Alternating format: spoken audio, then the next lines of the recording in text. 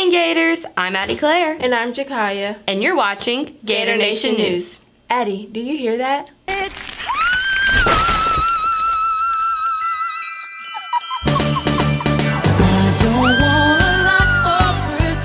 To kick off the Christmas spirit, Let's start off strong with some tutoring announcements. underclassmen. If you're struggling in math, geometry tutoring is held on Mondays and Wednesdays after school.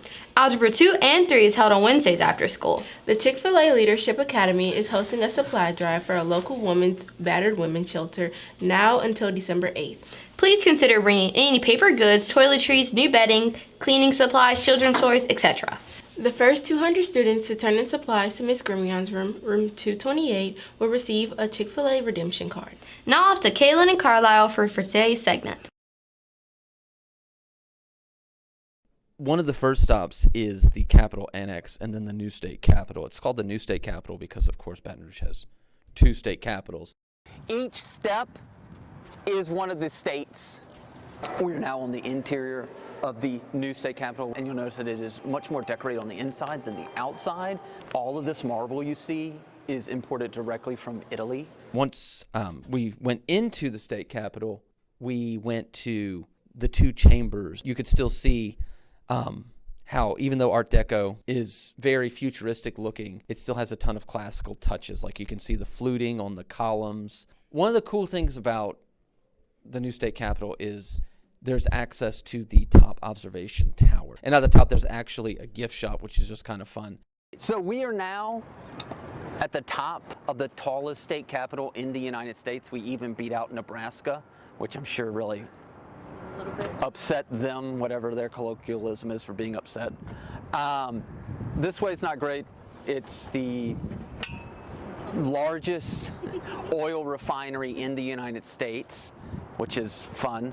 Of course, this is the Mississippi River over here, directly to the right. You can kind of see most of Baton Rouge all the way to Tiger Stadium. These gardens are still very much classical in their construction. This very geometric construction of the gardens. We go all the way down to the basement floor. There is a ton of like Louisiana cultural items.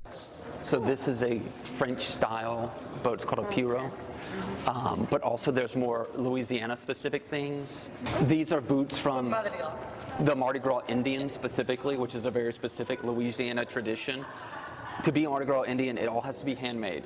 Then also there's great Louisiana-centric stained glass windows as well. So we weren't able to go into the gardens because they were doing renovations, but you can still see that the gardens are very classical in their composition. You've got the bronze statue on the marble pedestal to Huey P. Long. We're going to get what's called regionalism, where different regions develop their own kind of art.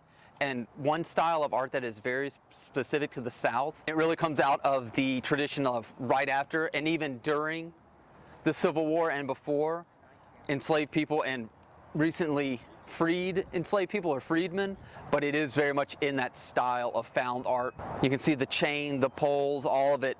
It's all from separate pieces, okay? Across from the new state capitol is the Capitol Park Museum. The reason that we go to the Capitol Park Museum is to see this mosaic. It's one of two mosaics that are saved from a building demolition in New Orleans. And they're both done by an Italian artist. It's little tiles that are all put together to create a specific scene. And it really is different seeing one in person and seeing the texture. Go into Spanish Town next. Spanish Town is the oldest neighborhood in Louisiana.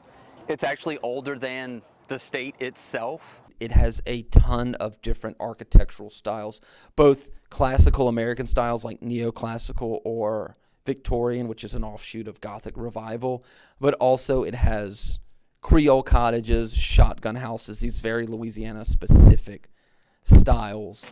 This style should remind you of a specific architect, okay? If you need a hint, I would look at the red wood frame windows. One of the favorite stops is we go to and then go inside of St. Joseph's Cathedral, which is built in the 1800s. It's done in the French Gothic style, and the interior is very much in this classical Gothic style. However, the back altar was redone in a very modernist style. The stained glass is gorgeous. The pipe organ's gorgeous. It's just really beautiful. It's one of the oldest houses of worship in the state. This shows the impact of the Seagram's building. When the Seagram's building was built, it was revolutionary in terms of office design. Now this style of building is everywhere.